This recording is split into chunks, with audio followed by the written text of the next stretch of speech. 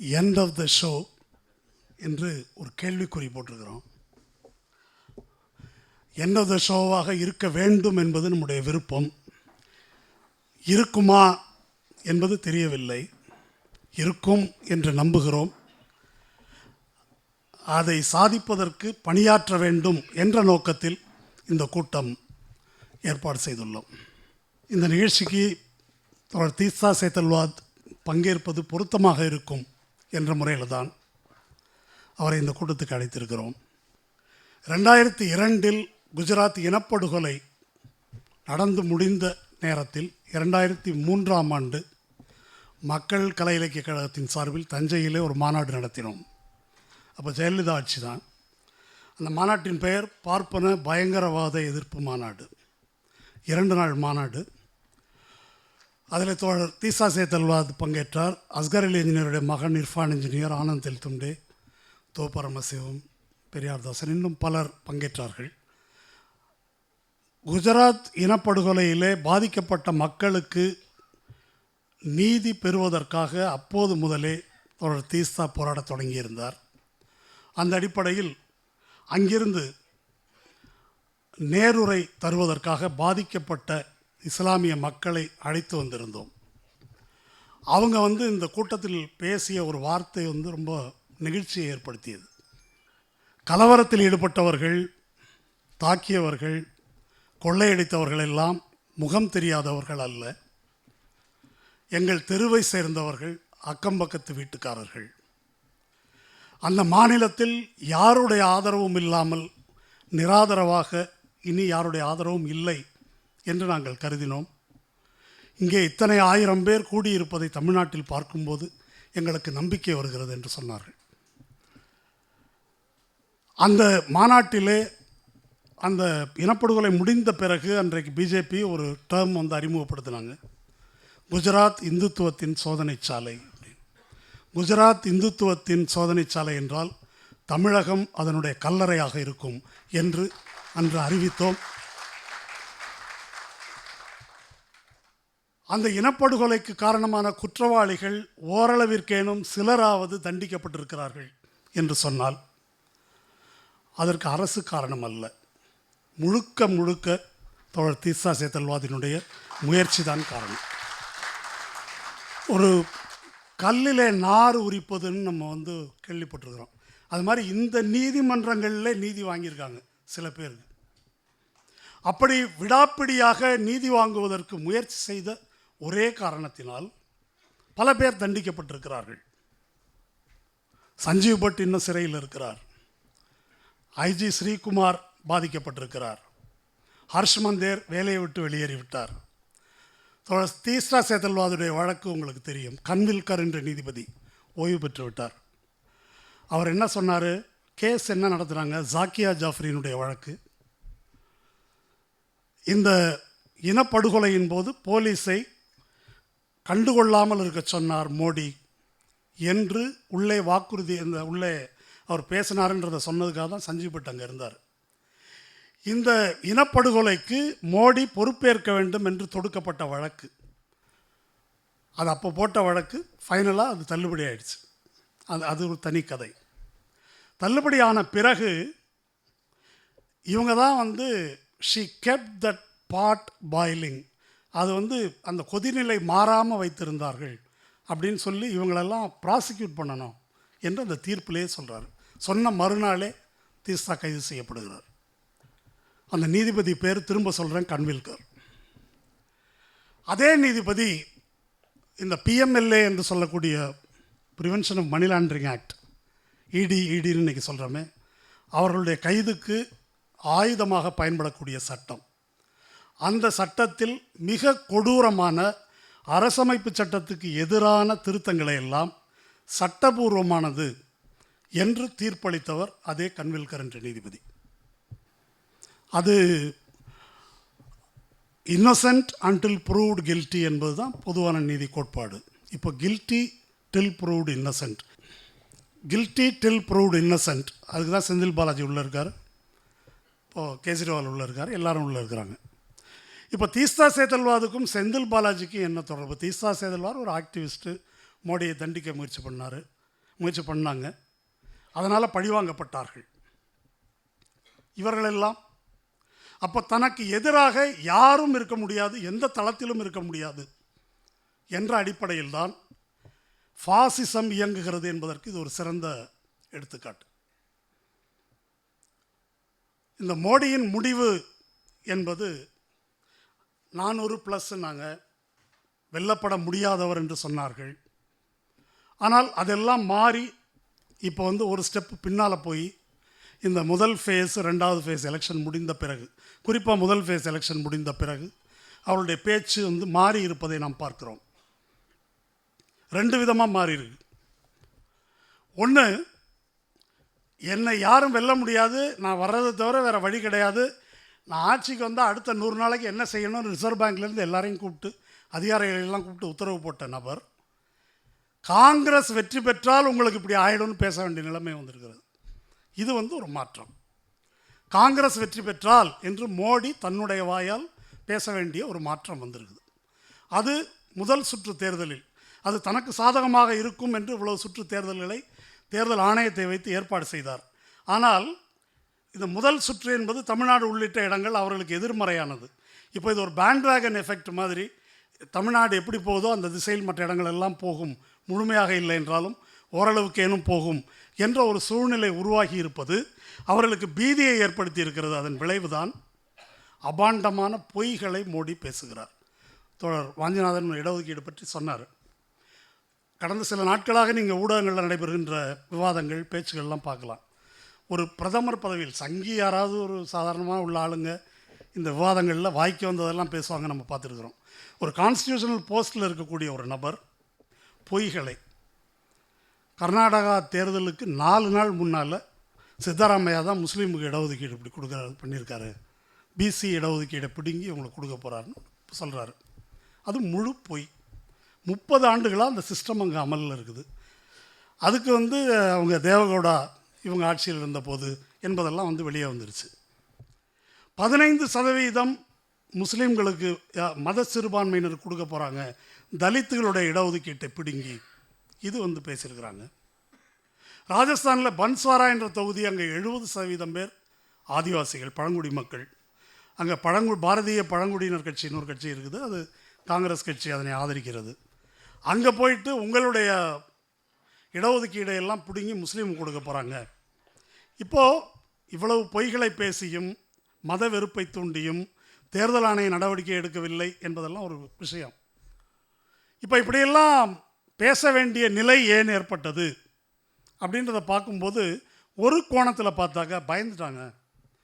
பயந்து போனதனால்தான், தோல்வி நிச்சயம் என்று கருதுவதால் தான் இவ்வளவு கீழ்த்தரமாக இறங்கி அவர் பொய் பேச தொடங்கி இருக்கிறார் என்பது இதை பற்றிய ஒரு அண்டர்ஸ்டாண்டிங், ஒரு புரிதல்.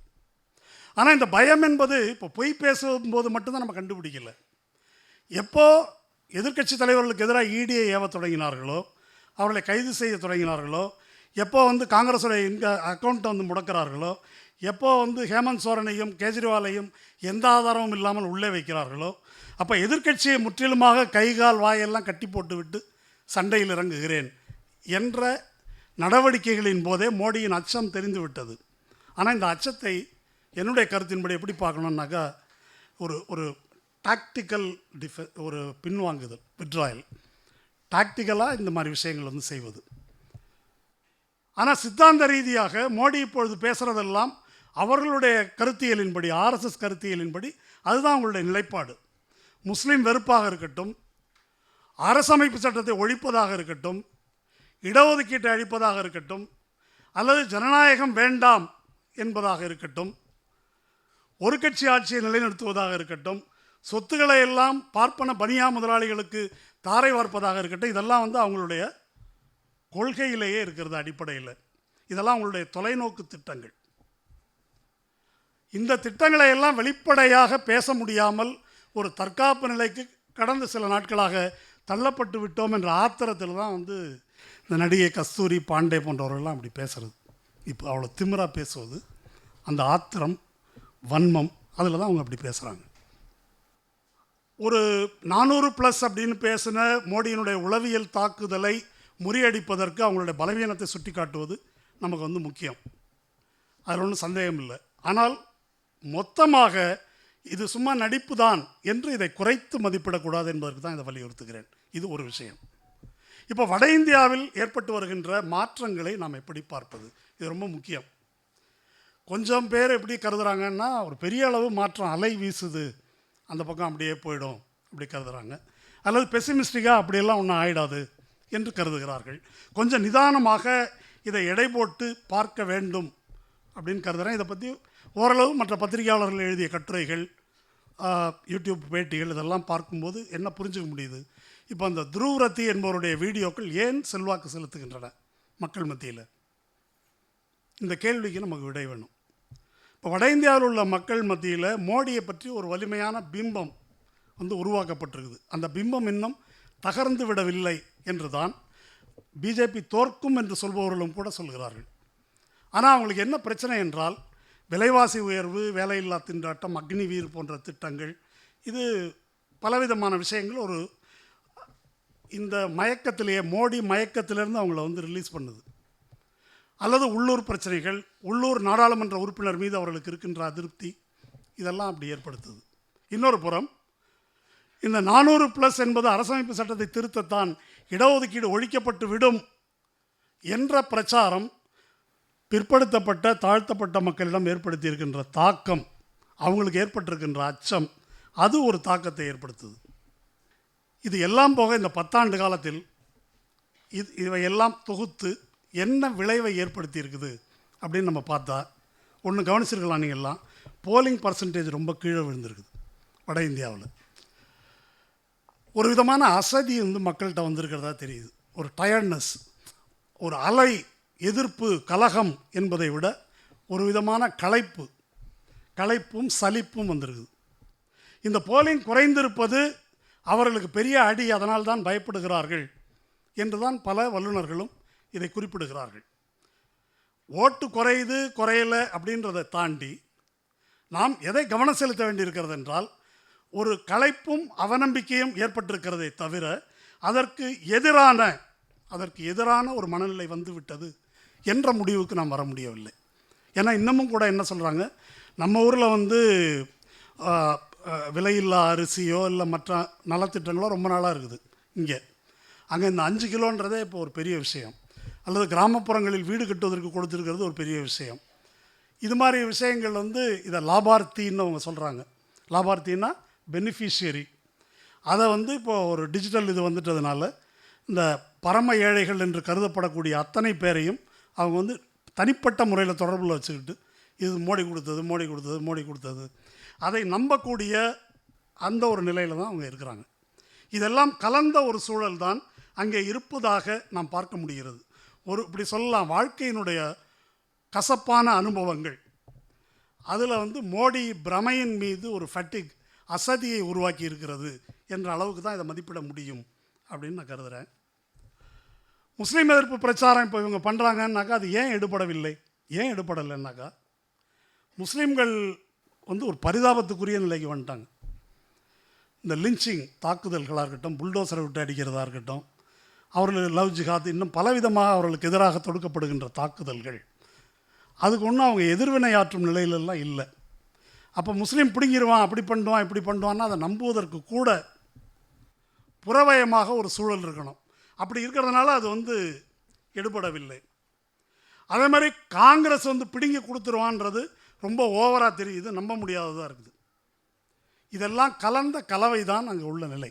இப்போ லோக்நிதி சிஎஸ்டிஎஸ் சர்வேயில் இந்தியா ஒரு ப்ளூரல் கண்ட்ரி, இந்த 10,000 சாம்பிள் எடுத்துருக்குறாங்க. அதுதான் மக்கள் பெரும்பாலான நாடுகள் பன்முகத்தன்மை வாய்ந்த நாடு என்று தான் சர்வேயில் சொல்கிறாங்க. ஆனால் அந்த பன்முகத்தன்மை என்பது வட இந்தியாவை பொறுத்த வரைக்கும் சமத்துவத்தின் அடிப்படையில் வந்த புரிதல் அல்ல. அது ஒரு ஹிந்து மேலாண்மையை ஏற்றுக்கொண்ட பன்முகத்தன்மை அப்படி சொல்லலாம். கடந்த 40 ஆண்டுகளில் அப்படி ஒரு உளவியல் அங்கே ஏற்படுத்தப்பட்டு விட்டது என்பதை தென்னிந்தியாவில் இல்லை, வட இந்தியாவில் அப்படி ஒன்று ஏற்படுத்தப்பட்டு அது கிட்டத்தட்ட நிலைத்து விட்டது என்ற யதார்த்தமும் இருக்கிறது. இப்போ காங்கிரசினுடைய தேர்தல் அறிக்கை அவர்களுக்கு மிகப்பெரிய தாக்கத்தை ஏற்படுத்தி இருக்கிறது. அவங்க நினச்ச மாதிரி, முக்கியமானது சொல்ல விட்டுட்டேன், இந்த ராம் மந்திர் அது எல்லாரும் சொல்கிறாங்க அது பெரிய ஃப்ளாப். அது ராமர் கோயில் அதுக்கு வந்து ஏதோ கண்ணாடியை வச்சு லைட் அடித்து அதுக்கு ஏதோ ஒரு சீன்லாம் போட்டு அதை மோடி வந்து உட்காந்து பார்க்குறாராம். அதுக்கு ஒரு டிவி இவ்வளவு கேவலமாக போவாங்கள்ல, அதை அவர் பார்க்குறாரு அப்படின்னு சொல்லிவிட்டு அப்படியே அவர் காலுக்கு கேமரா வருது, செருப்பை கழட்டி போட்டு பார்க்குறாரு என்ன அப்படின்னு சொல்லி அதை காட்டுறாங்க. இப்படி என்னெல்லாம் பில்டப் கொடுத்தும் அது எடுபடலை. அந்த அருண் கோவில்னு ஒரு நடிகர், அவர் வந்து 80களில் ராமானந்த் சாகருடைய ராமாயணம் வந்து தூர்தர்ஷனில் வந்தது. அப்போ ராமன் அவர், இப்போ அவர் வந்து 60+ என்ன. இப்போ இந்த ராமர் ஒர்க் ஆகலை, இந்த கோயில் ராமர் ஒர்க் ஆகலைன்னு அந்த ராமரை கொண்டா அப்படின்னு அந்த ஆளை கொண்டாண்டாங்க. அந்த ஆளை கொண்டாந்து வண்டியில் ஏற்றி மீரட்டில் நிற்க வச்சுருக்குறாங்க. மீரட்டில் அவர் போனால் அவரை ராமர்னு ஒத்துக்க மாட்டேன்றாங்க மக்கள். அப்போ அந்த ஆள் என்ன செய்கிறாராம், அந்த ராமர் இருக்கார்ல தூர்தர்ஷன் ராமர், அந்த ஃபோட்டோவை கையில் பிடிச்சிட்டு இந்த ராமர் தான் நான் அப்படின்னு பேசி ஓட்டு கேட்குறாரு. இப்படி ஒரு கேவலமான, அதாவது ராமனை நம்ம ஊரில் வந்து இந்த ராமனை அனுமாரும் தெலுங்கில் பாடி பிச்சை எடுப்பாங்க, பார்த்துருக்குறோம் சென்னையில். ராமனை இவ்வளவு கேவலமாக பண்ணது யார், எந்த திராவிட இயக்கமும் யார் சிந்தித்தாலும் பண்ண முடியாதுன்ற அளவுக்கு கேவலப்படுத்துகிறார்கள். அந்த மாதிரி ஒரு நிலை, அப்படி ஒரு நிலை அங்கே ஏற்பட்டிருக்கிறது. இந்த பேக்ரவுண்டில் தான் காங்கிரஸினுடைய வாக்குறுதி என்பது வருகிறது. காங்கிரஸினுடைய வாக்குறுதிக்கு ஒரு நல்ல உதாரணம், ராஜீவ் சர்தேசாய் வந்து கர்நாடகா தேர்தலுக்கு முன்னால் அங்கே போய் பேருந்தில் ஏறி கேட்குறாரு, உங்களுக்கு மோடியோட கேரண்டி தெரியுமா? தெரியும். நியாய் தெரியுமா? உங்களுக்கு தெரியாது. அப்போ ஊடகங்கள் அவ்வளோதான் சொல்லியிருக்கு. அவர் என்ன சொல்கிறாருனாக்கா, அந்த பெண்கள் உட்காந்துருக்கிற பேருந்து வந்து கட்டணம் இல்லா பேருந்து, அதில் தான் அவங்க போகிறாங்க. ஆனால் காங்கிரஸினுடைய நியாய் என்று சொல்லக்கூடிய அந்த திட்டம் தெரியல, மோடியுடைய கேரண்டி என்பது தெரிந்திருக்கிறது. காரணம் ஊடகங்கள். அப்போது இதை இப்போ காங்கிரஸ் மேனிஃபெஸ்டோவை வந்து பிரபலமாக்குற பொறுப்பையே மோடி தான் ஏற்றுக்கொண்டிருக்கிறார். இப்போது காங்கிரஸ்காரங்க பண்ணதை காட்டிலும் மோடி பேச பேச தான் அப்படியா அதில் என்ன இருக்குது அப்படின்னு பார்க்க வேண்டிய ஆர்வம் அவர்களுக்கு வந்திருக்கிறது. இப்போது வேலைவாய்ப்பு, 100 நாள் வேலை, இடஒதுக்கீட்டில் இருக்கிற சீலிங்கை நீக்குவது, இடபிள்யூஎஸ் என்பது அனைவருக்கும் என்று கொண்டு வருவது, பெண்களுக்கான நிதி ஒதுக்கீடு, வேலையற்ற இளைஞர்களுக்கு உதவித்தொகை மற்றும் வேலைவாய்ப்பை தருகின்ற தொழில்கள் அதை துவங்கும் பட்சத்தில் அவர்களுக்கான மானியம், இப்படிப்பட்ட திட்டங்கள்லாம் அறிவிக்கப்பட்டிருக்குது. இதை வந்து பொதுவாக மக்கள் வரவேற்கிறார்கள். ஆனால் இதை எப்படி புரிந்து கொள்ளுகிறார்கள்? இப்போ நீங்கள் ஒரு டேர்ம் பாருங்களேன், மோடிக்கு கேரண்டி, இது வந்து நியாய். இந்த 2 சொல்லுக்கும் நிறைய வித்தியாசம் இருக்குது. மோடியினுடைய உத்தரவாதம் அது ஒரு கட்சிங்க, பிஜேபி மேனிஃபெஸ்டோன்னு அதுக்கு பேர் கிடையாது. அதுக்கு பேர் வந்து மோடிக்கு அவ்வளோ ஒரு மானங்கட்ட கட்சியாக அது ஒரு கட்சியாக இருக்கிறதுக்கான அருகதையே இழந்துருச்சு. அப்படி மோடிக்கு கேரண்டி அப்படின்னு போட்டிருக்கிறாங்க. சரி, நியாய் என்பது என்ன? அந்த டேர்மை பாருங்கள். நியாயம் என்பதில் ரைட், உரிமை என்ற சொல்லின் பொருள் அதுக்குள்ளே உறைந்திருக்கிறது. நியாயம் என்பதில் இது கேரண்டி என்பது அவர் வழங்குறார், நீங்கள் வாங்கிக்கிறீங்க, கொடுக்குறேன்னு உத்தரவாதம் கொடுக்குறாரு. இப்போ மக்கள் என்ன மனநிலையில் இருக்காங்க? அவங்க அப்படி சொல்கிறது இருக்கட்டும், மக்கள் என்ன மனநிலையில் இருக்கிறார்கள்? மக்கள் வந்து இது நம்முடைய உரிமை என்று கருதுகின்ற நிலையில் இருக்கிறார்களா என்றால் இல்லை என்பது ஒரு கசப்பான உண்மை. இப்போ நம்ம தமிழ்நாட்டு உதாரணத்தை எடுத்துக்கோமே. முதல்ல இந்த திட்டங்களுக்கெல்லாம் இலவசம் என்ற சொல் வந்து புழக்கத்தில் இருந்தது. அப்புறம் விலையில்லா என்ற சொல் வந்தது. இப்போ உரிமை தொகைன்றது வந்திருக்கு. இது வந்து மாறி வருது. இது வந்து ஒரு விதமான டெமோக்ரட்டைசேஷன், இந்த சொற்கள் மாறுவது. அப்போ இனி பழைய சொல்ல இலவசம் என்பதை நாம் வந்து பயன்படுத்த மாட்டோம். ஆனால் அங்கே அது போன்ற நிலைமை இல்லை என்பது தான் வந்து ஒரு பிரச்சனை. அதனால தான் இந்த மாதிரி திட்டங்களை ரேவடி கல்ச்சர் என்று எதிர்க்க முடிகிறது, அல்லது 100 நாள் வேலை திட்டம் சோம்பேறியாக்கும் என்று பேச முடிகிறது, மீன் பிடிக்க கற்றுக் கொடுங்க, மீனை கொடுக்காதீங்கன்னு பேச முடியுது. இதெல்லாம் வந்து எங்கேருந்து வருகிறது என்று சொன்னால், இந்த இலவசம் என்று அவர்கள் பேசுவது மட்டுமல்ல, அதை பெறுகின்ற மக்களும் கூட அந்த கண்ணோட்டத்தில் பார்ப்பது என்பதிலிருந்து அது வருது. அப்போது இடஒதுக்கீடு எதிர்ப்பு, மக்கள் நலத்திட்ட எதிர்ப்பு, இந்த மாதிரி விஷயங்கள் விவாதம் இங்கே நம்ம தமிழ்நாட்டிலே வரும்போது கூட நாம் வந்து ஒரு மக்கள் மத்தியிலேயே அது ஒரு தற்காப்பு நிலையில் போய் இடஒதுக்கீடு ஏன் தேவை என்றால், ஏன் அவசியம் என்றால் என்று விளக்கம் சொல்லக்கூடிய நிலையில் இருக்கிறோம். அது திரும்ப திரும்ப ஒரு கில்ட் ட்ரிப்புக்குள்ளே தள்ளுறாங்க. ஏதோ ஒரு குற்ற உணர்ச்சியை சலுகை பெற்றவர்கள் அப்படின்ற மாதிரி, இல்லை இல்லை நாங்கள் அப்படி இல்லை என்று மக்கள் நலத்திட்டங்களுக்கு அதனுடைய நியாயத்தை விளக்க வேண்டிய நிலைக்கு நம்மை தள்ளுகிறார்கள். அதனால தான் கஸ்தூரி போன்றவர்கள் பேசும்போது ஒரு சமூக ரீதியான கோபம் வரல. அவங்களுக்கு இப்படி பேச பயம் இருக்கணும்ல, அடி விழுந்து அந்த மாதிரி ஒரு பயம், அந்த பயம் வரணும் கட்டாயமாக. நான் வன்முறைக்காக சொல்லலை நம்ம. அப்போது ஒரு பெரும்பான்மை மக்களை இப்படி கொச்சைப்படுத்தி பேசுவதற்கு அஞ்சுகின்ற நிலையில் அவர்கள் இல்லை என்பது அவர்கள் எவ்வளவு இதாக இருக்கிறாங்கன்றதை காட்டிலும் ஒடுக்கப்பட்ட மக்களுடைய அரசியல் விழிப்புணர்வு என்ன நிலையில் இருக்கிறது என்பதோடு தொடர்புடையது என்று நம்ம பார்க்கணும். இப்போ 2006 மன்மோகன் Singh they should have the first claim on resources அப்படின்னு சொல்கிறாரு. அந்த ஃபஸ்ட்டு கிளைம் ஆன் ரிசோர்ஸஸ் என்பதை புரிந்து கொள்ளும் நிலையில் அவர் சொல்லக்கூடிய பிசி எஸ்சி சிறுபான்மை மக்கள் அதை அந்த கோணத்தில் புரிந்து கொள்ளும் நிலைமையில் இல்லை. இப்போ இந்த மேனிஃபெஸ்டோ வந்த பிறகு சாம் பிட்ரோடா இன்ஹெரிட்டன்ஸ் டேக்ஸ் என்பதை பற்றி பேசுகிறார். உங்களுக்கு தெரிஞ்சிருக்கலாம், சாம் பிட்ரோடா முன்ன ஆலோசகராக இருந்தவர் ராஜீவ்காந்தி காலத்தில். அவர் என்ன பேசியிருக்காரு யூஎஸில் அப்படின்னா, அமெரிக்கா, பிரிட்டன், தென்கொரியா, ஜப்பான் போன்ற நாடுகளில் ஒரு சட்டம் இருக்குது, இன்ஹெரிட்டன்ஸ் டேக்ஸ் அப்படின்னு. இப்போ சொத்து உங்கள் வாரிசுக்கு போகுது அப்படின்னா, இறந்துடுறாரு அப்படின்னு சொன்னால் ஒவ்வொரு நாட்டிலையும் 50%, 45% அரசாங்கம் எடுத்துக்கொள்ளும், மிச்சத்தை தான் உரிய வாரிசுக்கு கொடுக்கும். இது ஆகப்பெரிய ஆக தீவிரமான முதலாளித்துவ நாடுகளில் இருக்கிற ஒரு கொள்கை. அப்போ இந்த மாதிரி கொள்கைகளையும் கூட நாம் பரிசீலிக்க வேண்டும் அப்படின்னு சாம் பிட்ரோடா பேசியிருக்கார்.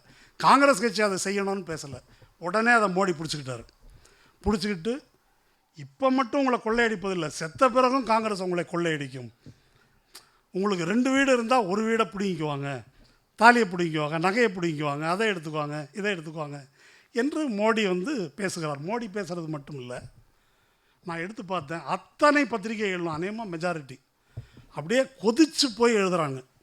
என்ன இதெல்லாம் பேச்சு, இது மாதிரிலாம் பேச முடியுமா, இதெல்லாம் அடுக்குமா என்று எல்லா பத்திரிகைகளும் அதை எழுதுகிறார்கள். இதில் ஒரு வேடிக்கையை நீங்கள் கவனிக்கணும். பூர்வீக சொத்தில் உரிமை இல்லையா, மோடி பேசியிருக்கிற வார்த்தை ரொம்ப முக்கியமானது. காங்கிரஸ் நம்ம பண்பாட்டுக்கு எதிராகவே இருக்குது, பாரத பண்பாட்டுக்கு எதிராக இருக்குது. என்னங்க பாரத பண்பாடு? பாரத பண்பாடுன்னா சாகும்போது பிள்ளைக்கு சொத்து சேர்த்து வச்சுட்டு சாகுறது, இது பாரத பண்பாடு. எத்தனை பாரதத்தில் இருக்கிற எத்தனை பேர் சொத்து சேர்த்து வச்சுட்டு சாகுறாங்க? அல்லது இங்கே மட்டும்தான் அதை செய்கிறீங்களா, உலகம் பூரா இல்லையா அது? இப்போ அந்த இன்ஹெரிட்டன்ஸ் டேக்ஸ்னு அவர் சொன்னதே ஒரு மிகப்பெரிய தனவந்தர்களுக்கு உள்ள ஒரு விஷயம், எல்லாருக்கும் உள்ளதெல்லாம் இல்லை, அங்கே ஒரு குறிப்பிட்ட வருவாய்க்கு மேலே உள்ளது. அது தவறி கூட இங்கே விடுமோ என்று உஷாராக உடனே அதை பேசுவதற்கு வருகிறார்கள். அதில் சுதேசி ஜாகரன் மஞ்ச், நம்ம குருமூர்த்தியோடைய அமைப்பு, அதனுடைய தலைவர், இதெல்லாம் கொண்டு வந்தாக்கா குடும்ப தொழில்கள் பாதிக்கப்படும். எந்த குடும்ப தொழில்? அதானி, அம்பானி குடும்ப தொழில்கள் பாதிக்கப்படும். இது இப்போ இவர்கள் பேசுவதை நல்லா பாருங்களேன். அவங்க என்ன ப்ரெசென்ட் பண்ணுறாங்க, என்ன சொல்கிறாங்கன்னாக்கா, சிறு உடைமையாளர்கள், சிறு சொத்து வச்சுருக்கிறவங்க, அல்லது இப்போ நடுத்தர வர்க்கத்திலே 2 வீடு வச்சுருக்கிறவங்க, உங்கள் வீட்டை எடுத்துருவான், உங்கள் வீட்டை எடுத்துருவான். ஆனால் சிறு உடைமையாளர்களுடைய சொத்துக்களை கடந்த 40-50 ஆண்டுகளில் மிகப்பெரிய அளவில் பறிமுதல் செய்தவர் மோடி. டிமானிட்டைசேஷன் 1 போதும். டிமானிட்டைசேஷன் 1 எத்தனை சிறு உடைமையாளர்கள், எத்தனை எஸ்எம்இ, எத்தனை சிறு தொழில்கள் போண்டியாக்கப்பட்டன. அதுலேயும் ஜிஎஸ்டிலையும் நம்ம பார்த்தோம். தாலியை அறுத்துருவாங்க அப்படின்னா, கோவிட் பீரியடில் ஜெயராம் ரமேஷ் ஒரு டேட்டா கொடுத்துருக்காரு. கோவிட் பீரியடில் உழைக்கும் மக்கள் அடமானம் வைத்த தங்கத்தின் மதிப்பு மட்டும் 60,000 கோடி ரூபா. அப்போது இவர்கள்தான் அதை பறிமுதல் செய்பவர்கள் என்பதை மறைத்து காங்கிரஸ் பறிமுதல் செய்துவிடும் என்று ஒரு அச்சுறுத்தலை ஏற்படுத்துகிறார்கள். ஒரு காஷ்மீர்லேருந்து ஒரு அம்மா பண்டிட் ஆர்த்தி டிக்கு அப்படின்னு ஒரு கட்டுரை எழுதியிருக்காங்க, ரொம்ப முக்கியம் அது. அந்த கட்டுரையில் என்ன சொல்கிறாங்க, இது காங்கிரஸ் மேனிஃபெஸ்டோ இல்லை, கம்யூனிஸ்ட் மேனிஃபெஸ்டோ, இது கம்யூனிஸ்ட் மேனிஃபெஸ்டோ அப்படின்னு சொல்லி எழுதியிருக்கிறாங்க. எழுதிட்டு ஷேக் அப்துல்லாவுக்கு இது மாதிரி தான் காஷ்மீருக்கு சிறப்பு சலுகை வழங்கியதன் காரணமாக இந்துக்களிடம் இருந்த நிலமெல்லாம் பறித்து முஸ்லீம்களுக்கு வழங்கப்பட்டது. அது என்ன, முஸ்லீம்கள் இந்து அல்ல, இவங்க நில உடைமையாளர்கள், அவங்க குத்தகை விவசாயிகள், அவர்களுக்கு நிலம் சொந்தமாக்கப்பட்டது. இந்தியாவிலே மிகச்சிறந்த முறையில் லேண்ட் ரிஃபார்ம் அறிமுகப்படுத்தப்பட்ட மாநிலம் காஷ்மீர். ஏன் அறிமுகப்படுத்தப்பட்டது, ஏன் அமல்படுத்தப்பட்டது என்று சொன்னால், இந்த அரசமைப்பு சட்டத்தின் எல்லைக்கு வெளியே காஷ்மீர் இருந்தது. காஷ்மீருக்கு தனி சட்டம் இருந்தது. இங்கே அதையே கலைஞர் செய்ய விரும்பினார். 15 ஸ்டாண்டர்ட் ஏக்கர், இங்கே கோயில் உட்பட பகவானுக்கும் 15 ஸ்டாண்டர்ட் ஏக்கர்னு கொண்டாந்தார். ஆனால் முடியல, அதை பிளாக் பண்ணிட்டாங்க. அந்த சீர்திருத்தத்தை இங்கே அமல்படுத்த முடியவில்லை, அதை அங்கே அமல்படுத்தினார்கள். இதை நம்ம கோட் பண்ணுறாங்க. அதை கோட் பண்ணிவிட்டு 3 பேரை வந்து மிகப்பெரிய வில்லன்னு சொல்கிறாங்க. ஒன்று ஜீன் ட்ரெஸ், இன்னொருத்தர் வந்து இந்த தாமஸ் பிக்கெட்டி, 3வது ஞாபகம் இல்லை சொல்கிறேன்.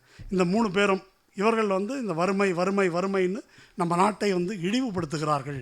அந்த தாமஸ் பிக்கெட்டியினுடைய பில்லியனர் ராஜ் என்ற புத்தகத்தில் பிரிட்டிஷ் காலத்தில் இருந்த ஏற்றத்தாழ்வை விட மோடி காலத்தில் ஏற்றத்தாழ்வு அதிகமாகிவிட்டது என்று எழுதியிருக்கிறார்கள். அதை படிச்சுட்டு இவங்க மேனிஃபெஸ்டோ தயார் பண்ணியிருக்கிறாங்க அப்படின்னு சொல்லி அதை மிக கடுமையாக சாடுவதை நாம் பார்க்கிறோம். ஃபைனலாக இந்த பிரச்சனை வந்துட்டு இருந்தபோது தோழர் இந்திரகுமார் எனக்கு ஒரு இதை அனுப்பி வச்சார். ஸ்வராஜ்யாவிலேருந்து சந்தாதாரர்களுக்கெல்லாம் ஒரு மெயில் வந்திருக்குது. ஸ்வராஜ்யா என்பது இந்த வலதுசாரிகளுடைய பத்திரிகை. அந்த பத்திரிகையிலேருந்து ஒரு மெயில் அனுப்பியிருக்கிறாங்க. அந்த மெயில் வந்து ரொம்ப முக்கியமானது. அந்த மெயிலில் என்ன சொல்லியிருக்கிறாங்க, கம்யூனிஸ்ட் ஆர் எனிமி நம்பர் 1 என்று ராஜாஜி அன்றே சொல்லியிருக்கிறார். இன்றைக்கு அந்த நிலைமை ஏற்பட்டிருக்கிறது. After so many decades, we now stand at a point in which we have to choose between socialist, almost communist-style redistribution against creating wealth for all Indians through moral means. இப்போ நான் முடிவு செய்ய வேண்டும், எது immoral means? இடஒதுக்கீடு immoral, redistribution immoral, taxing immoral. அப்போ moral மீன்ஸ்ன்றது என்ன? மோடிக்கு கேரண்டி, பிச்சை எடுக்கிறது தான் மாரல் மீன்ஸ். அப்போது இதை நீங்கள் யோசிக்கணும். உடனே ராஜாஜி போய் கூட்டின்னு வராங்க. ராஜாஜி வந்து சொல்லியிருக்காரு, அப்போயே சொல்லியிருக்கிறாரு. அப்போ இதெல்லாம் எதற்கு நாம் பேசுகிறோம் என்று சொன்னால், இதை அவர்கள் எவ்வளவு விழிப்போடு இருக்கிறார்கள் என்பதை புரிந்து கொள்வதற்கு இதை நம்ம பார்க்கணும். இது இந்த தேர்தல் வெற்றியோடு தோல்வியோடு நேரடியாக தொடர்புள்ளது என்ற விஷயத்தில் தான் நான் இதை சொல்கிறேன். ஒரு முரண்பாடை நீங்கள் வந்து கவனிங்க. அரசியலில் வாரிசு கூடாது, ஆனால் சொத்தில் வாரிசு வேணும். இது எப்படி? சொத்தில் வாரிசு வந்து புனிதமானது. அரசியலில் வாரிசு என்பது அங்கே அந்த கட்சியுடைய பெரும்பான்மை உறுப்பினர்கள் தேர்ந்தெடுக்கிறாங்க, உனக்கு என்ன பிரச்சனை? ஆனால் சொத்தில் வாரிசு என்பது யாராவது பெரும்பான்மை ஷேர் ஹோல்டர்ஸ் தேர்ந்தெடுக்கிறாங்களா? அம்பானியுடைய மகனே எல்லா சொத்தையும் வச்சுக்கிட்டோன்னு சொல்கிறாங்களா? மக்களுக்கு ஓட்டு விடுறாங்களா? அது அவங்களுடைய ரைட், அதை வந்து அப்படி எடுத்துக்கிறாங்க. ஆனால் இந்த ஊழல் ஒழிப்பு, வாரிசு அரசியல் ஒழிப்பு என்பது தான் கிட்டத்தட்ட பொது புத்தியில் வந்து பதிய வச்சுருக்கிறாங்க. இன்றைய காலகட்டத்தில் இந்த பார்ப்பன பனியா சர்வாதிகாரத்தை பற்றி பேசாமல், இவர் 10 ரூபா வாங்கிட்டார், 20 ரூபா வாங்கிட்டார், 1 லட்ச ரூபா வாங்கிட்டார், ஊழல் ஒழிப்பு என்று பேசுவது பார்ப்பனிய அறத்தின் பால் நிற்பது. அவங்க என்ன அறம்னு பேர் வச்சுக்கிட்டாலும் சரி, அவங்க அந்த பக்கம் நிற்கிறாங்க என்பது பொருள். இப்போ எலக்ட்ரல் பாண்டு கேஸ் வந்ததுங்க. பிஜேபி வாங்கியிருக்கு, வேறு சில கட்சிகள் வாங்கியிருக்கிறாங்க. வாங்கிட்டாங்கன்னு சொல்லிட்டு இருக்கிறோம். அவன் சும்மா கொடுத்ததெல்லாம் கொடுத்தான், சும்மாவாக கொடுத்தான், எதுக்கு கொடுத்தான்? ரெம்டெசிவிருக்கு வந்து ரெம்டெசிவிர் வேலை செய்யாத மருந்து, பல ஆயிரம் ரூபாய் செலவு பண்ணி கோவிட் காலத்தில் அதை பயன்படுத்தினாங்க. அது வேலை செய்யவில்லை என்று மகாராஷ்டிரா கவர்மெண்ட்டு, பீகார் கவர்மெண்ட்டு சொல்லியிருக்குது. அப்போது இந்த காசை கொடுத்துட்டு அந்த போலி மருந்தை மக்களுக்கு சப்ளை பண்ணியிருக்கான். எத்தனை பேர் செத்தாங்கன்றது கணக்கு இல்லை. வோடாஃபோன் ஐடியா 1.3 lakhs crores அவனுக்கு வந்து கடன். அந்த கடனை மீட்பதற்கு நட்டத்தில் இருந்த அந்த கம்பெனியின் 13,000 கோடி ரூபா இன்வெஸ்ட் பண்ணி பாதி ஷேரை வந்து கவர்மெண்ட் வாங்குது. அதுக்கு வந்து பணம் கொடுத்துருக்குறான். அப்போது இவன் வாங்கினது 200 கோடி, 300 கோடி, 400 கோடி. பெற்றது என்ன? வோடாஃபோன். ஏர்டெல் 5G இப்போ வந்து ராஜா வந்து ஏலம் விடலைன்னாங்க. இப்போ அட்மினிஸ்ட்ரேட்டிவ் ரூட்டில் 5G வந்து எலான் மஸ்க் கொடுத்துருக்குறாங்க, ஏர்டெல்லுக்கு கொடுத்துருக்குறாங்க, அமேசானுக்கு கொடுத்துருக்குறாங்க. கொடுத்துட்டு எத்தனை கோடி ரூபா கைமாறி இருக்குது, அவங்களுக்கு எவ்வளோ போயிருக்குது. அப்போ இதில் என்ன பிரச்சனை என்றால், இந்த ஊழலை பற்றி பேசும்போதெல்லாம் இதனால் ஆதாயம் அடைகின்ற ரூலிங் கிளாஸ் அவர்களை பற்றி நாம் எப்பொழுதும் பேசுவதில்லை. வாங்கினவங்களை பற்றி மட்டுமே பேசுகிறது. அப்படி பேசும்போது எல்லா ஊழலும் ஒன்று தான். இப்படி பேசி தானே இந்த சனியனை கொண்டு வந்து உட்கார வச்சுருக்கிறாங்க. இந்தியா அகெயின்ஸ்ட் கரப்ஷன் ஒன்று ஆரம்பிச்சு, இப்போ ஆரம்பித்தவர்கள் யார்? கேஜ்ரிவால் உள்ளே இருக்கார். யோகேந்திர யாதவும் பிரசாந்த் பூஷனும் இவர் கூட நடந்துட்டுருக்குறாங்க. இப்போ யார் ராகுல் காந்தி கூட நடந்துட்டுருக்குறாங்க. அண்ணா சார் கேஜ்ரிவால் உள்ளே இருக்க வேண்டிய ஆள் தான் சொல்லிட்டாரு, முடிஞ்சு போச்சு. அப்போது இதுதான் இப்போ இந்த ஊழல் ஒழிப்பு என்ற ஒரு நாடகம் இவர்கள் பதவிக்கு வர பயன்பட்டது என்பதைத்தான் நம்ம வந்து பார்க்க வேண்டும். அதனால் இதுதான் இவர்களுடைய பிரச்சனை. இப்போ எலக்ட்ரல் பாண்ட் விஷயத்தில் ஸ்டேட் பேங்க் சார்பாக ஹரீஷ் சால்வே ஆஜராகிறாரு. ஆஜராகி அவர் யாருக்கு தெரியுமா பேசுகிறாரு? முதலாளிகளின் ரகசியத்தை காக்கும் உரிமை பற்றி பேசுகிறாரு. ஃபீஸ் வாங்கினது ஸ்டேட் பேங்க்கிட்ட. அவர் பேசுகிறது எதுக்குன்னாக்கா, இல்லை இது இப்படி கொண்டு வந்தீங்கன்னாக்கா யாருக்கு கொடுத்தோன்னு தெரியக்கூடாது என்று கொடுத்தவர்கள் கருதுகிறார்கள், அவங்களுடைய ஜனநாயக உரிமையில் தலையிடுவதாகவும் இல்லையா அப்படின்னு ஆர்கியூ பண்ணுறாரு. அப்போ இதுதான் வந்து விஷயம் என்பதை நான் வந்து இதை புரிந்து கொள்ள வேண்டி இருக்கிறது. அநேகமாக இதனுடைய நாம் பார்க்கின்ற இந்த பிரச்சனையினுடைய சாராம்சமான விஷயங்களை சொல்லியிருக்கிறதா கருதுகிறேன் நான். அதனால் இதை நமக்கு விவரங்கள் அல்ல பிரச்சனை, என்ன கண்ணோட்டத்தில் இவற்றை பார்க்க வேண்டும் என்பது முக்கியம். இப்போ இன்றைக்கி நமக்கு வந்து இணையம் வந்துருச்சு, இன்ஃபர்மேஷன் வந்து அளவுக்கு அதிகமாக நம்ம மேலே கொட்டுது. ஆனால் அத்தகைய தரவுகள் எதுவும் இல்லாத, இவ்வளவு தரவுகள் எதுவும் கிடைக்காத ஒரு காலத்தில் அங்கே பிரிட்டிஷ் மியூசியம் லைப்ரரியிலேயே வாழ்நாளை கழித்தார் கார்ல் மார்க்ஸ். பெரியாருக்கும் அம்பேத்கருக்கும் என்ன தரவுகள் கிடைத்தன? இருந்த தரவுகளை வைத்து கொண்டு அவர்கள் பெற்ற கண்ணோட்டம் இருக்கு இல்லையா, அதை நாம் இன்னும் பெறவில்லை அப்படின்றது ஒரு யதார்த்தம். ஒரு 100 ஆண்டுகளாக சாதி வேற வர்க்கம் வேற அப்படின்னு ஒரு லாவணி, ஒரு முரண்பாடு, இது வந்து ஒரு 100 ஆண்டுகளாக நடந்திருக்குது. அந்த 100 ஆண்டுகளாக நடந்திருக்கிற இந்த முரண்பாடு, இந்த குழப்பம், அதை வந்து மோடி தீர்த்து வச்சுருக்கிறாருன்னு நான் நினைக்கிறேன். இப்போ வந்து ஒரு முட்டு சந்தில் கொண்டு வந்து நிறுத்தி இருக்கிறார். இப்போ நம்ம ஜாதி அப்படின்னு சொன்னாக்கா, இப்போல்லாம் என்னங்க யாருங்க ஜாதி பார்க்குறாங்க அப்படின்னா, பாருங்கள் அனைத்து சாதியினரும் அர்ச்சகராக முடியுமா அப்படின்னு அது ஒன்று சொல்கிறேன். அப்படி அல்ல. பேசஞ்சர் ரயில் இல்லை அப்படின்னா அது ஜாதி பிரச்சனையா வர்க்க பிரச்சனையா? அன்ரிசர்வ்டு கம்பார்ட்மெண்ட்டை கட் பண்ணால் அது ஜாதி பிரச்சனையா வர்க்க பிரச்சனையா? அரசு பள்ளி வீணாக போனால் அது சாதி பிரச்சனையா வர்க்க பிரச்சனையா? நீட் தேர்வு, நுழைவுத் தேர்வுகள் சாதி பிரச்சனையா வர்க்க பிரச்சனையா? இப்படி நீட்டிக்கிட்டே போகலாம். எவ்வளோ இருக்குது. ரேஷன் கடை யாருடைய பிரச்சனை? அப்போ எந்த கம்யூனிட்டி இதில் பாதிக்கப்படுகிறது? அதனால தான் சோஷியோ எக்கனாமிக் கேஸ்ட் சென்சஸ் என்று சொன்ன உடனே அவர்களுக்கு அச்சம் வருகிறது என்பதை வந்து அதனால தான் நம்ம பார்க்குறோம். அதனால் இதை பற்றி பேசும்போது, இந்த கொள்கைகளை அமல்படுத்தும் போது, இப்போ ஒரு விஷயம் ஒன்று படித்தேன் சமீபத்தில். அவர் முதலமைச்சராக மோடி இருந்தபோது மன்மோகன் சிங்கை போய் பார்த்தாராம். மன்மோகன் சிங் பிரதமர். நம்ம புல்லட் ட்ரெயின் விட்டால் நல்லாயிருக்கும்னாராங்க அவர். மன்மோகன் சிங்கிட்ட புல்லட் ட்ரெயினில் எவையா போவான்னு கேட்டிருக்காரு அவர். அது எவனும் போக மாட்டான்றது எனக்கும் தெரியும், நமக்கு ஒரு கெத்தாக இருக்கும் அப்படின்னு இது மேடையில் பேசியிருக்கிறார் அவர். இப்போது இது எனக்கு எதை பார்க்க தோணுதுன்னா, ஹிட்லருடைய புகழ்பெற்ற ஒரு வாசகம் இருக்குது, people need bread and circus அப்படின்னு சொல்லி. மக்களுக்கு வேண்டியது பிரெட்டும் சர்க்கஸும் தான். பிரெட் என்பது 5 கிலோ அரிசி, சர்க்கஸ் தான் பட்டேல் சிலை, புல்லட் ட்ரெயின், ராக்கெட் விடுறேன், சந்திரனுக்கு போகிறேன். இப்போ யோகேந்திர யாதவ் அந்த மாநிலங்கள்லாம் பிரச்சாரம் பண்ணிவிட்டு என்ன சொல்கிறார் அப்படின்னு சொன்னால், வாழ்க்கை ரொம்ப மோசமாக இருக்குதுங்க, வேலை கிடைக்க மாட்டேங்குது, விலைவாசி ஏறிடுச்சு, எல்லா பிரச்சனையும் சொல்கிறாங்க, ஆனால் நாடு வந்து முன்னேறி இருக்குது, இது மக்கள் இப்படி சொல்லுகிறார்கள் அப்படின்னு ஒரு 3 மாநிலத்தில் போயிட்டு வந்து சொல்கிறார். எப்படி நாடு முன்னேறி இருக்குது? எப்படின்னா, இப்போ உலக நாடுகள்லாம் நம்மளை மதிக்குது. எப்படி மதிக்குதுன்னா, மோடி எல்லாரையும் போய் கட்டி பிடிக்கிறாருல்ல, ஒரு உலக நாடுகள் பூரா கட்டி பிடிக்கிறாரு. அப்புறம் இது ஒரு இல்யூஷன், இந்த மயக்கம் இருக்குது அப்படின்னு சொல்கிறாங்க. இப்போது நாட்டு நலன் வேறு, தன்னுடைய நலன் வேறு என்று கருதக்கூடிய நிலையில் மக்கள் வைத்திருக்கப்படும் வரையில் இந்த பிரச்சனையை வந்து தீர்ப்பது முடியாது என்பதை நாம் வந்து புரிந்து கொள்ள வேண்டும்.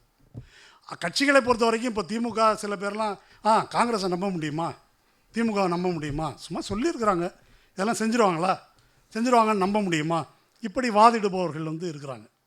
இதில் என்ன முக்கியம்னு நான் கருதுறேன்னா, எவ்வளோ செய்ய முடியும், எவ்வளோ செய்ய முடியாது, எப்படி செய்வேன்றதெல்லாம் அவங்க சொல்கிறாங்க, அது இருக்கட்டும்.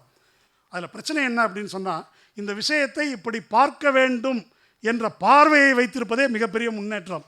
அது காங்கிரஸ் சொல்லியிருக்கு என்பது மட்டுமல்ல, இந்த ரிசோர்ஸஸில் ஃபஸ்ட்டு கிளைம் இவர்களுக்கு இருக்க வேண்டும் என்று சொல்வது ஒரு மிகப்பெரிய முன்னேற்றம். அது வந்து அவங்க செய்கிறாங்க செய்யலைன்றது அதுக்கப்புறம். இதை வந்து நம்ம அதுக்கு அடுத்த நிலைக்கு வந்து நம்ம கொண்டு போகணும். இப்போ இப்படி சொல்கிறத ஒரு 90களில் 2000 இதெல்லாம் சொல்லியிருப்பாங்களா? சாய்நாத் ஒரு வார்த்தை சொல்லுவார், இந்த மாதிரி நியோ லிபரல் ஃபண்டமெண்டலிஸ்ட்னு சொல்லுவார். மத கடுங்கோட்பாட்டுவாதிகள் மாதிரி பொருளாதார கடுங்கோட்பாட்டுவாதிகள். அப்போ இதெல்லாம் வந்து இது ஒரு மத கோட்பாடு மாதிரி இலவசமாக அல்லது இதெல்லாம் கொடுக்குறதா, இது வந்து ஒரு பிளாஸ்ஃபமி, மத தூஷணம் போல் மார்க்கெட்டு ஃபண்டமெண்டலிஸ்ட்டுக்கு எதிரான எந்த பேச்சையும் ஏற்றுக்கொள்ள முடியாது என்று பேசிய ஒரு காலம் இருந்தது. இப்போ இதை பேச முடிகிறது, மக்கள் நலம் என்று பேச முடிகிறது, ஒரு மாற்றை முன்வைக்க முடிகிறது என்பது அவர்களுக்கு பிரச்சனை.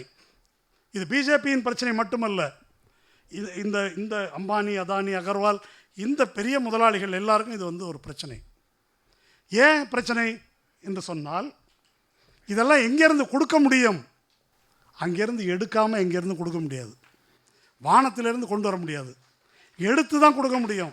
கார்ப்பரேட் டேக்ஸு 22% வந்திருக்குது, இன்கம் டேக்ஸ் வந்து கூடி இருக்குது. இந்த மோடி ஆட்சிக்கு வந்த பிறகு இன்டைரக்ட் டேக்ஸ் வந்து கூடி இருக்குது. இதுக்கு பொருள் என்ன? சாதாரண நடுத்தர வர்க்கம், சாதாரண மக்கள், அவர்கள் மீது வரிச்சுமை ஏற்றப்பட்டு பணக்கார வர்க்கம், கோடீஸ்வரர்கள், பில்லியனர்ஸுக்கு வரி வந்து குறைக்கப்பட்டிருக்குது என்பது தான். அப்போ இந்த மாதிரி ஒரு கருத்தை முன்வைக்கிறது என்ற அளவிலேயே இந்த காங்கிரஸ் மேனிஃபெஸ்டோ அல்லது திராவிட முன்னேற்ற கழகத்தின் மேனிஃபெஸ்டோ என்பது, அதற்கு மேலே நம்ம அதை எடுத்துகிட்டு போகணும். இப்போ அவர்கள் இடஒதுக்கீடு வரைக்கும் பேசலாம், நாம் சாதி ஒழிப்பு வரைக்கும் போகணும். அவங்க வெல்ஃபேர் ஸ்டேட் பேசினா நம்ம சோசியலிசம் வரைக்கும் பேசலாம். அது நாம் பேச வேண்டும். இதை அவங்க ஏன் பேசலை? அவங்க செய்வாங்களா? இப்போ இந்த வாசலில் கண்ணகி சிலை இருக்குது. கண்ணகி வந்து பத்தினி தெய்வம் அப்படின்றது ஒரு பார்வை.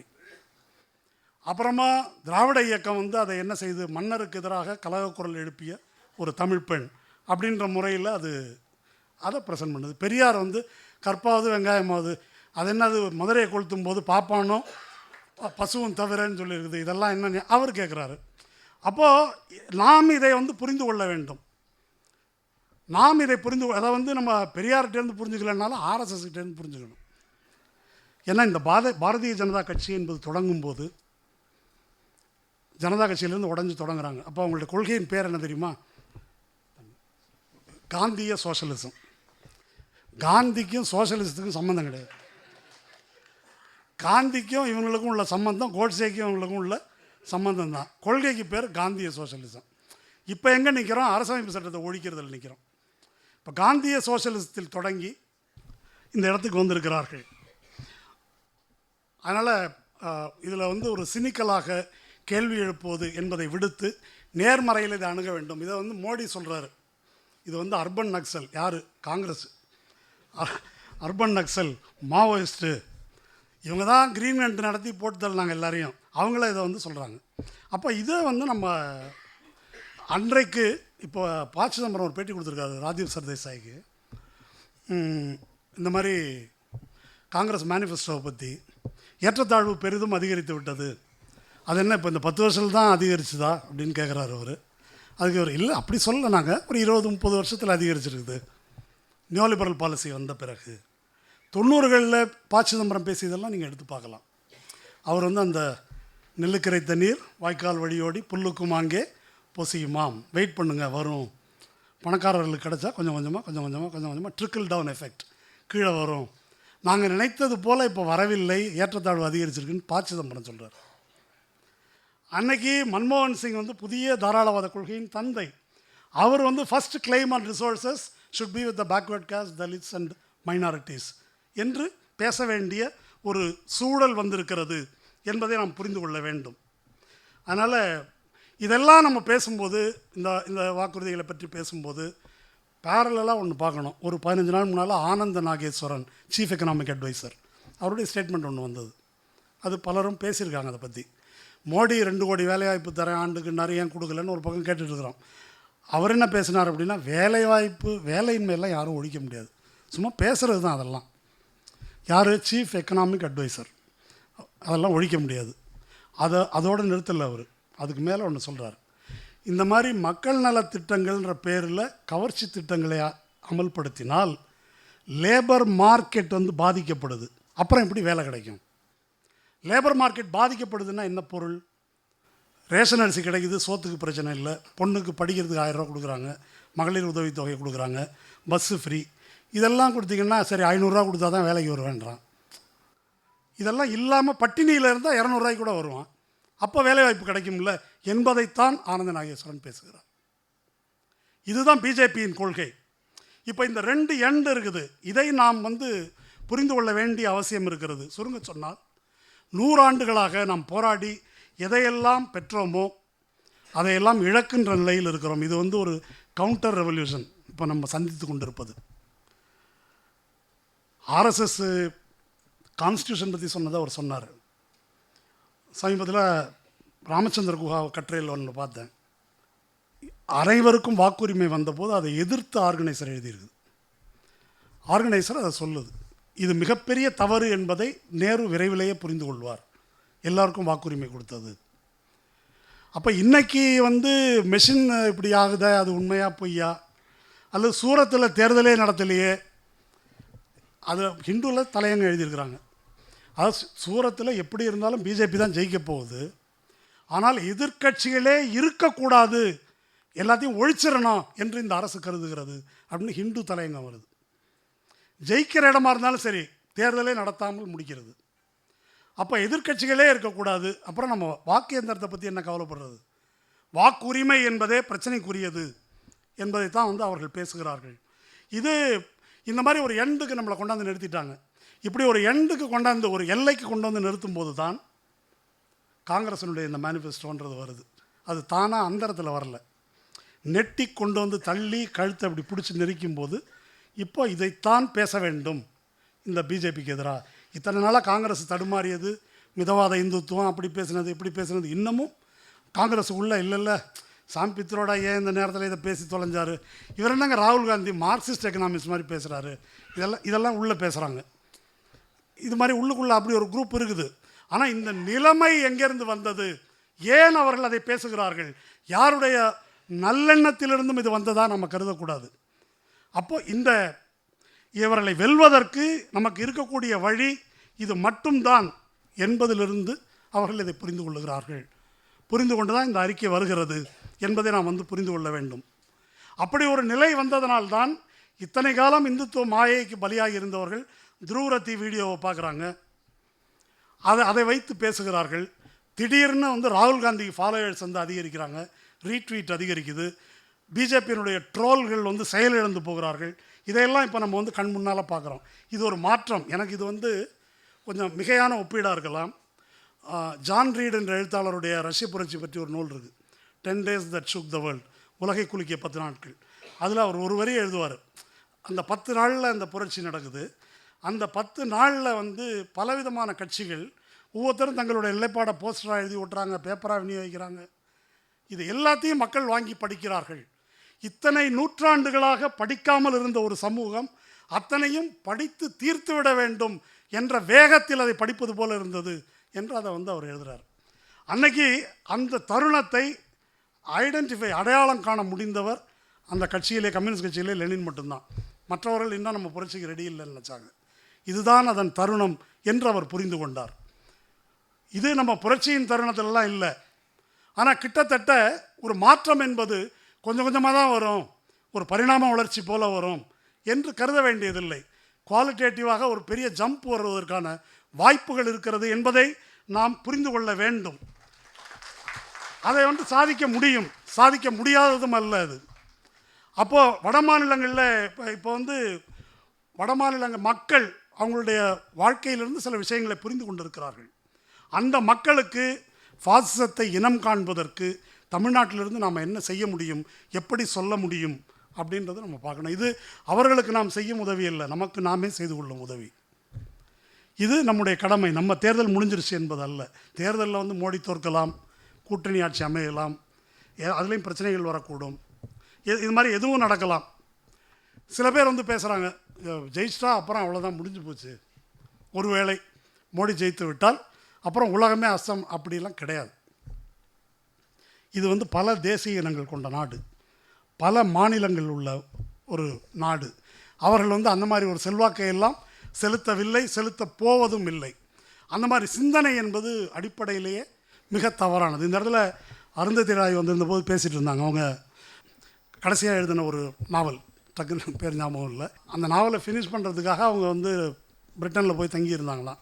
அப்போ அவருடைய நண்பர்கள், நீ திரும்ப இந்தியாவுக்கு போகாத, 2019 போனாக்கா ஆபத்து, இங்கேயே இருந்துருங்க அப்படின்னு அவங்களுக்கு அட்வைஸ் பண்ணாங்களாம். அப்படி ஒரு தடுமாற்றம் வந்தது. ஆனால் இது நான் பிறந்த மண், நல்லதோ கெட்டதோ இங்கே தான், என்னன்னு எதிர்கொண்டாக வேண்டும் என்று நான் திரும்பி வந்தேன் அப்படின்னு அவங்க சொன்னாங்க. அதுபோல் நாம் இங்கே தான் இருக்க போகிறோம், இதை எதிர்கொண்டு தான் ஆக வேண்டும். இப்போ இவிஎம்முக்கு இவ்வளோ மோசமான ஒரு தீர்ப்பு வந்திருக்குது. இவிஎம் எப்படி இருக்குது என்னன்றது நமக்கு தெரியாது, என்ன ரிசல்ட் வரப்போகுது தெரியாது. ஆனால் அது எப்படியாக இருந்தாலும் அதை நாம் எதிர்த்து போராடி நின்று தான் தீர வேண்டும். இந்த அவசர நிலை காலத்தில் ஜெயபிரகாஷ் நாராயண் சிறை குறிப்பில் ஒன்று சொல்லுவார், ஃப்ரீ அண்ட் ஃபேர் எலெக்ஷன் நடக்காத போது ஜனநாயகத்துக்கு நாம் என்ன செய்வது? ஜனநாயகத்தை மீட்பதற்கு தேர்தல் மட்டும்தான் வழிமுறையாக இருக்க முடியுமா? இல்லை, மக்கள் அமைதி வழி கிளர்ச்சியில் இறங்க வேண்டும் என்று ஜெயபிரகாஷ் நாராயண் அன்றைக்கு சிறையில் இருந்த காலத்தில் குறிப்பிடுகிறார். அன்றைக்கு அவசர நிலை அகற்றப்பட்டு எல்லாரும் விடுவிக்கப்பட்டாங்க. தேர்தல் வந்து நியாயமான முறையில் தான் நடந்தது. இன்றைக்கு தேர்தல் ஒரு அவசர நிலையின் கீழ் நடத்தப்படுகிறது. எதிர்க்கட்சி முதல்வர்கள் சிறை வைக்கப்படுகிறார்கள், அக்கௌண்ட் முடக்கப்படுது, இடி எல்லாரையும் விலை பேசுகிறது, எல்லாருக்கும் தலைக்கு மேலே கத்தி தொங்கி கொண்டிருக்கிறது. அப்படி ஒரு மிரட்டலின் கீழ் ஊடகங்கள் பூரா மோடிக்கு தான் பேசும் என்ற ஒரு சூழலில் தேர்தல் ஆணையம் என்ன சொல்லுன்னு தெரியாத நிலையில் உச்சநீதிமன்றம் இப்படிப்பட்ட ஒரு தீர்ப்பை வழங்குகின்ற நிலையில் இந்த தேர்தல் நடைபெறுகிறது. இந்த மாதிரி ஒரு சூழல் நிலவுகிறது என்பதை புரிந்து கொண்டு நாம் செயல்பட வேண்டி இருக்கிறது. அதற்காக வருகின்ற ஒரு மாதத்தில் என்னவெல்லாம் செய்ய முடியுமோ வட இந்திய மக்களுக்கு அதை நாம் செய்வோம். தீஸ்தா உரையை முடித்த பிறகு என்ன செய்வது என்பது குறித்து, நாம் எப்படி பங்காற்றுவது என்பது குறித்து பேச வேண்டும், பேசுவோம். நன்றி. உன் கடவுளை விட, உன் சாஸ்திரத்தை விட, உன் முன்னோரை விட, உன் வெங்காயம் வழக்கமாத்தை விட உன் அறிவு பெருசு, அதை சிந்தி.